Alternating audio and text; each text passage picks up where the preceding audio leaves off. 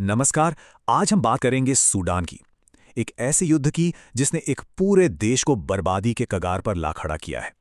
ये कहानी है उम्मीद के टूटने की, एक भयानक त्रासदी की। ये लाइनें सिर्फ शब्द नहीं हैं, ये सूडान की आज की सच्चाइयां हैं।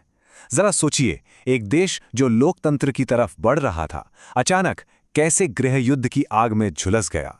आखिर हुआ क्या? चलिए इसी को समझने की कोशिश करते हैं। सबसे पहले सूडान के बारे में थोड़ा जान लेते हैं। अफ्रीका का तीसरा सबसे बड़ा देश, नील नदी के किनारे बसा हुआ। यहाँ सदियों से अरब और अफ्रीकी संस्कृतियों का एक खूबसूरत मेल देखने को मिलता है। लेकिन इस खूबसूरत तस्वीर के पीछे संघर्षों का एक बहुत लंबा और दुखद इतिहास भी है। तो अब आते हैं इस लड़ाई के असली किरदारों पर। असल में ये जंग दो बहुत ही ताकतवर जनरलों और उनकी फौजों के बीच सत्ता पर कब्जे की लड़ाई है। तो ये लड़ाई है किसके बीच? देखिए, दो मेन प्लेयर्स हैं।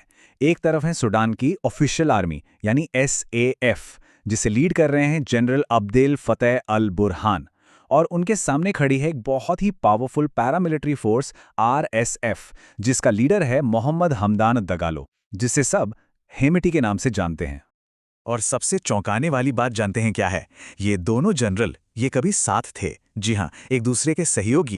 इन्होंने ही तो मिलकर 2021 में तख्ता पलट किया था। लेकिन जब सत्ता पर पूरी तरह काबिज होने की बात आई तो यही दोस्ती सबसे बड़ी दुश्मनी में बदल गई।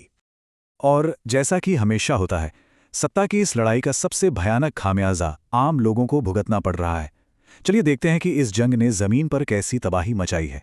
वो दिन था 15 अप्रैल 2023 का। राजधानी खार्तूम में अचानक गोलियों और धमाकों की आवाजें गूंजने लगी। जो शहर कभी जिंदगी से गुलजार था, वो देखते ही देखते एक वॉर जोन बन गया। लड़ाई शुरू होते ही सब कुछ बिखर गया। इमारतें जलकर खाक हो गईं, खाने पीने की चीजें, पानी, दवाइयां, हर जरूरी चीज की किल्लत हो गई।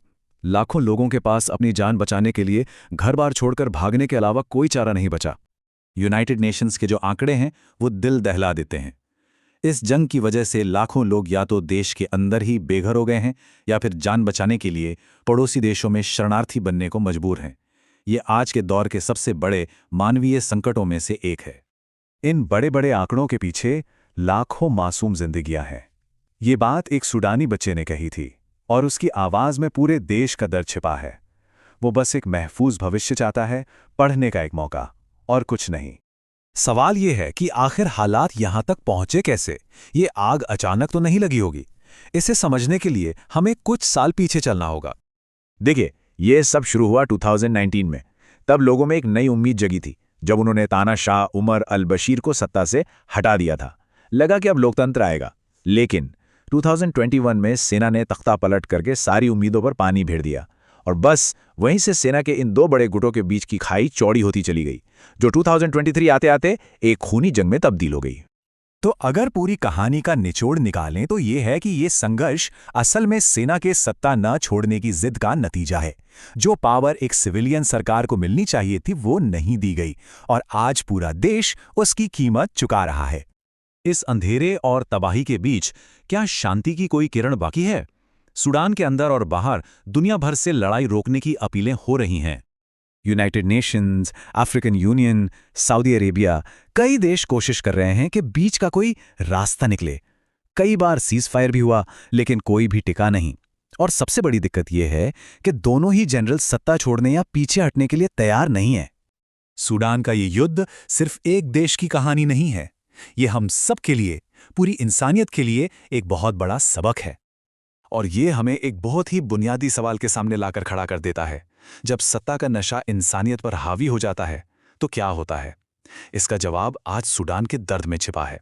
और ये एक ऐसी सच्चाई है जो हमें याद दिलाती है कि जंग कोई भी हो, कीमत हमेशा हमेशा आम इंसान ही चुकाता है।